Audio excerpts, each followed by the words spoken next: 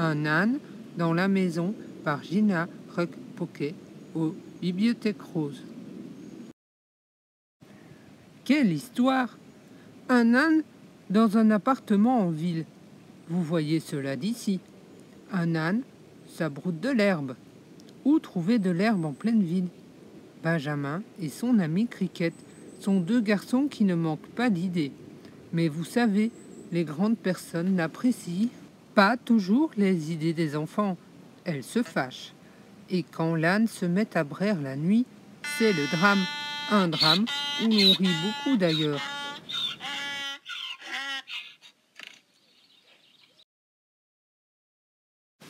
Un âne dans la maison. Texte français de Michel K. Illustration de Marie Chartrain aux éditions Hachette. En 1978. Table des matières. Chapitre 1. Une lettre à la boîte. Chapitre 2. Une livraison peu ordinaire. Chapitre 3. Une nuit agitée. Chapitre 4. Un énorme chien noir. Chapitre 5. Le retour des parents de Benjamin. Chapitre 6. Grison s'enfuit. Chapitre 7. Un nouveau malheur. Chapitre 8. Chez Mamie. Ce livre sera lu en plusieurs parties. Voici la partie 1. Chapitre 1er. Une lettre à la boîte. Cela commença tout simplement. Mon frère a écrit, dit maman. Tu sais, ton oncle Jean. Ouais, s'écria Benjamin. Celui dont l'auto a explosé, qui est resté accroché à un arbre avec son parachute. L'oncle formidable. Benjamin était un petit garçon plein d'entrain. Il avait de grands yeux gris et des cheveux blonds foncés aux pointes éclaircies. Oui, c'est lui, dit maman. Le visage de papa s'assombrit. L'oncle Jean lui avait emprunté de l'argent quelques années auparavant, et depuis on ne l'avait plus revu. Il demande ce que nous devenons, expliqua maman. C'est tout. Elle ne semblait pas trouver la lettre très intéressante. Benjamin prit la feuille sur la table et lut. Petite sœur adorée, dommage que nous nous soyons perdus de vue, mais j'ai mené une vie très agitée pendant ces dernières années. Tu te souviens peut-être que je me suis occupé d'un élevage de chevaux. Après cela, j'ai obéi à une vocation de peintre paysagiste. Puis, j'ai vécu un moment en Afrique et maintenant, je me suis associé avec des fabricants de parapluies. Que devenez-vous? Comment vont ton cher mari et le petit Benjamin? Tu devrais acheter un bateau à voile pour ton garçon. La navigation, ça forme la jeunesse. Bien à toi, Jean. Benjamin entendit maman éclater de rire. Papa, lui, ne trouvait rien de drôle à toute cette histoire. Tu es aussi fantaisiste que ton frère, dit-il, en soupirant. Il ferait mieux de réfléchir avant d'agir. Benjamin se mit d'abord à réfléchir. Puis, il agit. Il prit son bloc de papier et il écrivit une lettre à l'oncle Jean. Tout ce que tu fais, moi je trouve ça fantastique. Je ne veux pas de bateau à voile. Ici, il n'y a que la piscine municipale. Et en plus, si je pouvais faire un souhait, je préférerais un âne. Bon baiser, Benjamin. J'ai répondu à l'oncle Jean, dit-il à ses parents. Comme ça, vous n'aurez pas besoin de le faire. Ils en furent très contents. Et comme ils étaient occupés par la réparation de la machine à laver, ils ne lurent même pas la lettre. Benjamin ferma l'enveloppe et il sortit de l'appartement. En face, chez le vieux monsieur Charpentier, c'était aussi calme que d'habitude.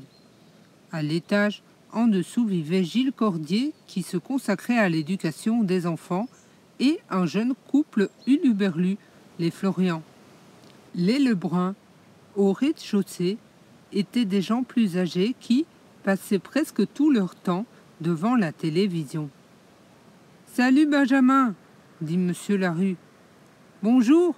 répondit le garçon. Monsieur Larue était le concierge. Plutôt grassouillet, il avait d'aussi beaux yeux de velours que la vache des grands-parents de Benjamin. C'était chouette chez les grands-parents. Il y avait une vache, un vieux cheval et des poules mouchetées de brun qui ne mouraient que de vieillesse. Chaque poule portait un nom différent. Ah, si j'arrivais à mettre un peu d'ordre dans cette baraque, dit Monsieur Larue en essuyant la rampe d'escalier avec un torchon. Là, il avait parlé en souriant, mais il était parfois de mauvaise humeur. Par exemple, quand Benjamin revenait avec son ami Cricket, ou autre chose de sale.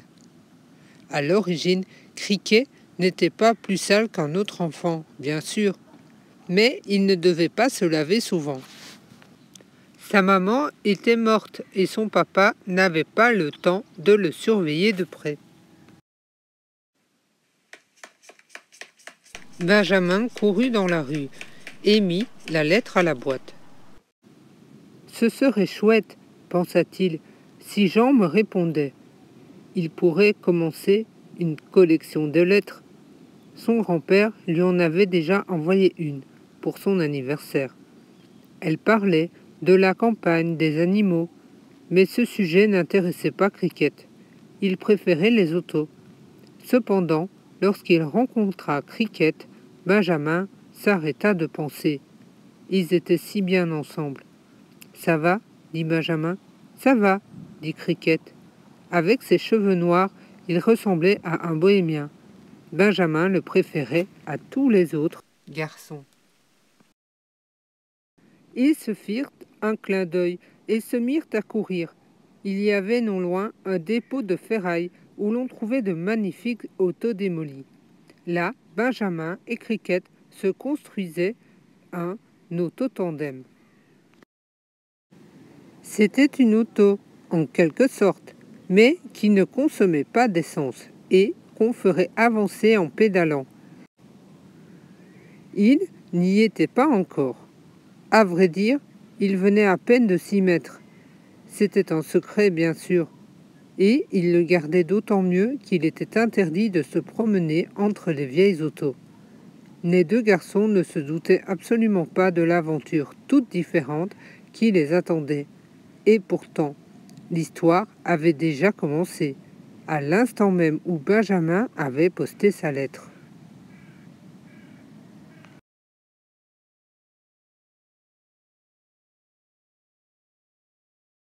Chapitre 2. Une livraison peu ordinaire.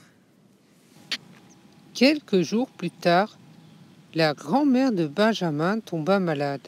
« Il faut aller la voir, dit papa. » Benjamin partageait son avis. Mais, malheureusement, ses parents avaient formé un plan différent du sien.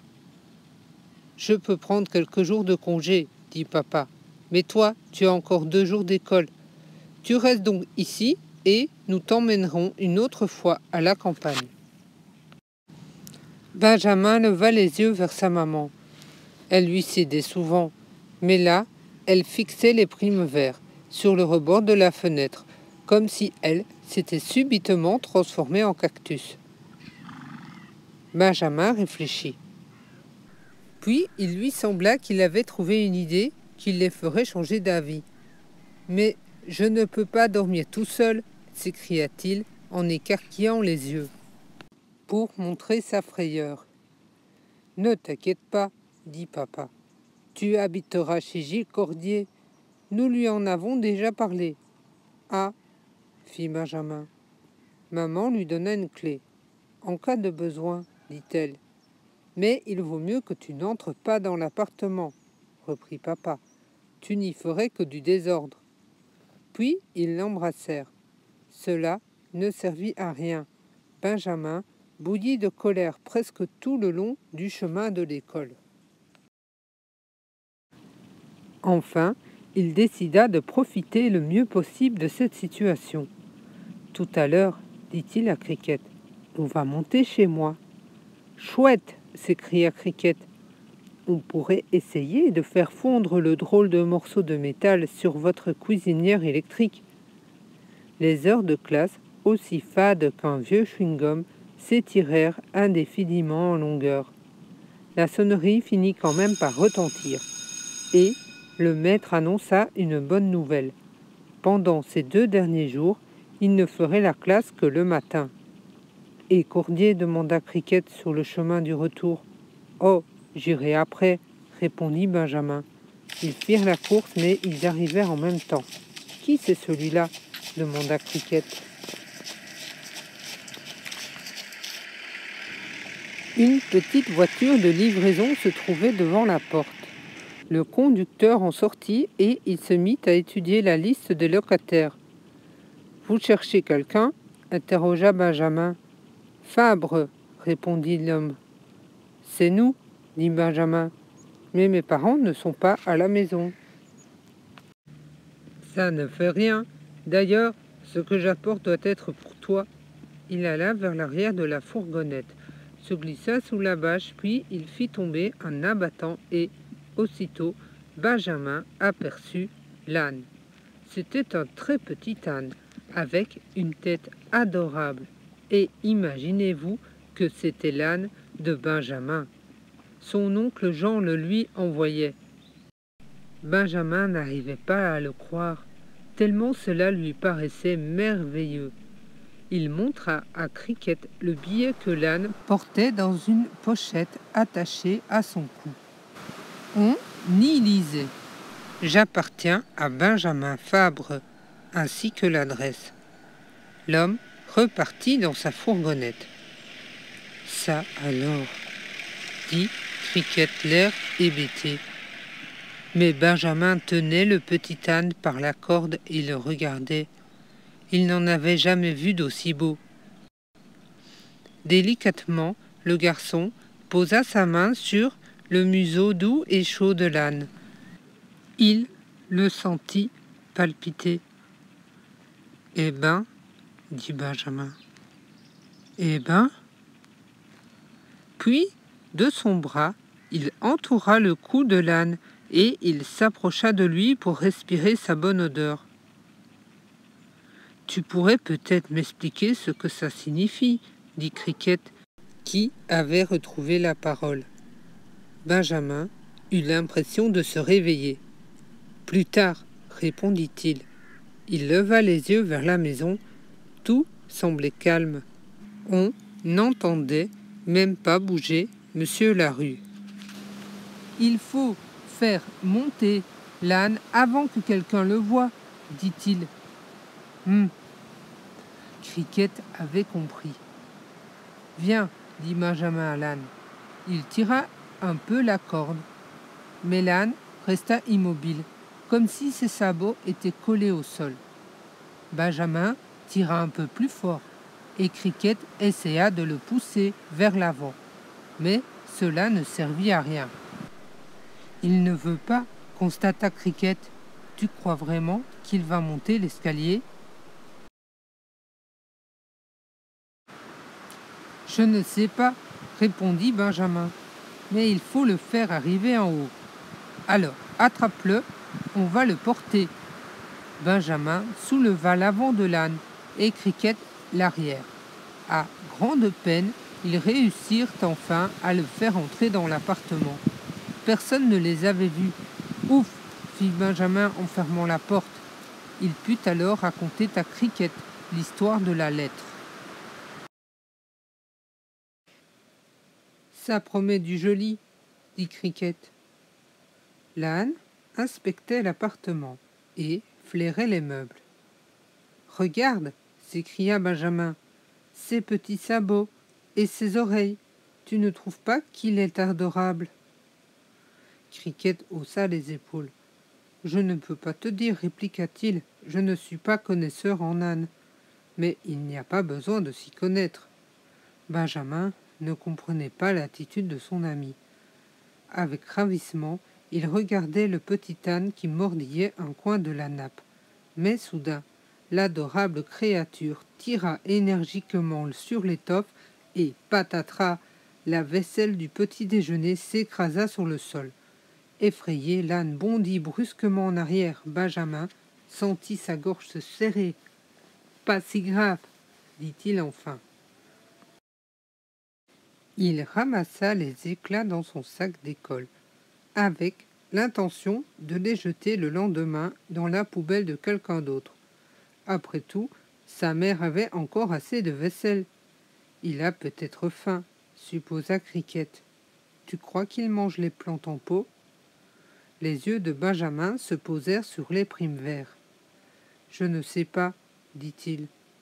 Tiens, nous avons une fougère à la maison, déclara Cricket, et il y a encore quelques tomates qui traînent. Benjamin fouilla dans le placard. Voilà ce qu'il faut, s'écria-t-il en tendant un morceau de pain à l'âne. Il avait des dents toutes jaunes. On pouvait les voir pendant qu'il mastiquait. Dis donc, s'écria Cricket, il va nous servir pour notre auto-tandem. Comment cela? On va l'atteler devant. S'il veut bien, répliqua Benjamin. L'âne avait visiblement grand faim, car il s'attaquait à présent à l'un des coussins du canapé. Non, dit fermement Benjamin. Il essaya de lui enlever, mais l'âne tira l'étoffe, craqua et les plumes s'envolèrent puis retombèrent, légères comme des flocons de neige. C'est amusant un âne, remarqua Cricket. Benjamin pensait comme lui, mais parfois il éprouvait une petite impression désagréable à l'estomac quand l'image de ses parents se présentait à lui. Tout compte fait, se dit-il, ses parents n'étaient même pas là, et il ne reviendrait que le surlendemain. Mais il n'a pas de nom, s'écria Benjamin, il faut le baptiser. Appelons-le Hérode, proposa Cricket. Pouah, fit Benjamin. Alors, quel nom veux-tu lui donner? Mickey ou quelque chose de ce genre? Ils pensèrent à Frison, Éclair, Superman et Tarzan. Puis, enfin, ils décidèrent de l'appeler tout simplement Grison. Cricket prit une bouteille de cidre et, lentement, il la vida sur la tête de l'âne. Alors, le petit âne ouvrit la bouche et se mit à braire de toutes ses forces.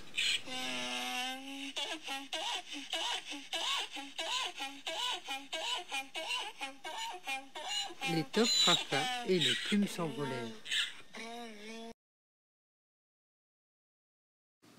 Les deux garçons se regardèrent d'un air ahuri.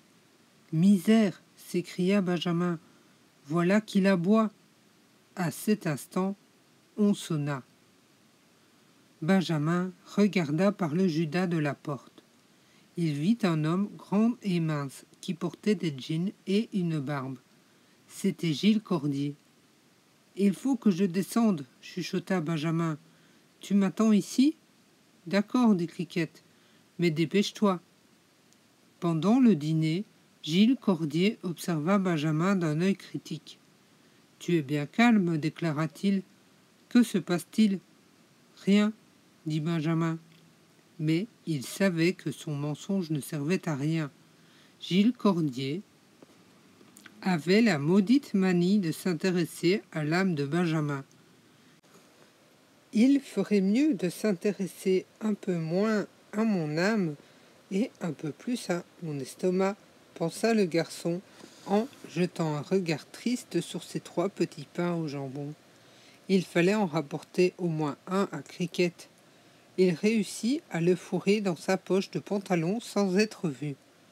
« Si tu voulais changer quelque chose au monde, dit Gilles, que changerais-tu » Benjamin pensa à son petit âne. « Rien, répondit-il. Que diable pouvait-il se cacher derrière ces questions? Pour l'instant, Cordier avait un air vaguement pincé. Il parla de manque d'intérêt et de peu de conscience, Puis il attrapa un puzzle géant. Si Benjamin se laissait embarquer, il y en aurait au moins pour 3 heures. Il faut que je m'en aille, dit-il. Il se trouve que Cricket m'attend parce que... Bon, vas-y. Par bonheur, Gilles Cordier estimait que chacun avait le droit de faire ce qu'il préférait. Il se vantait d'être un grand défenseur de la liberté individuelle. Benjamin grimpa l'escalier aussi vite que possible. À travers l'appartement, il vit serpenter un chemin de papier hygiénique. « Qu'est-ce que tu as fabriqué » demanda-t-il. « Moi, rien, dit Cricket. C'est l'âne. J'ai essuyé comme j'ai pu. » Benjamin se mit à rire. Mais Cricket n'était pas du tout de bonne humeur. « J'aimerais bien savoir à quoi ça sert, un âne. »« Ça t'apporte de la joie, » répondit Benjamin. « Alors réjouis-toi, dit Cricket en ricanant. La poubelle déborde. » Mais, pour l'instant, Benjamin avait un autre sujet de préoccupation. Il faut lui trouver quelque chose de sérieux à manger. « Allons dans le parc pour cueillir de l'herbe. »« Extra ton idée !» s'écria Cricket. Aussitôt dit, aussitôt fait. L'herbe était terriblement courte. Il fallait donc en arracher beaucoup pour remplir leur sac en plastique. Alors qu'ils avaient presque terminé, ils virent surgir le gardien du parc. « Qu'est-ce qui vous prend » hurla-t-il. « Eh bien, expliqua Benjamin, nous prenons juste un peu d'herbe pour notre petit âne. »« Vous êtes devenu complètement fou » cria l'homme. « C'est interdit, non mais... »« Vous avez déjà vu ça » dit-il en s'adressant au promeneur qui s'était arrêté. « Qu'est-ce que vous en faites de cette herbe » interrogea Cricket. « Ce que je fais avec l'herbe » vociféra le gardien, de plus en plus énervé. « On le fauche et on le jette. C'est le règlement. » Il leur arracha le sac et le fourra dans la corbeille à papier la plus proche. « Et maintenant, filez » hurla-t-il, « et vite !» Les garçons partirent. « Tu parles d'un règlement, dit Benjamin. Eux, ils jettent l'herbe et Grison a faim. Il faut lui acheter quelque chose, déclara Cricket. Des carottes, affirma Benjamin. Tu as de l'argent ? Question stupide. Cricket était toujours sans le sou. Non, répondit-il, cette fois encore. Moi, j'ai 30 centimes. Nous pourrions peut-être... Peut-être quoi ? Demanda Cricket. Secouer ma tirelire, dit Benjamin. Quand on la secoue, il y a parfois des pièces qui tombent. Cricket trouva l'idée séduisante. Pour tranquilliser sa conscience, Benjamin se persuada qu'il s'agissait d'un cas de force majeure. C'était une question de vie ou de mort. Alors qu'ils atteignaient la maison, ils virent sortir les Florian. Olivier Florian portait un pantalon jaune et un blouson orné de l'inscription « Halte à la pollution ».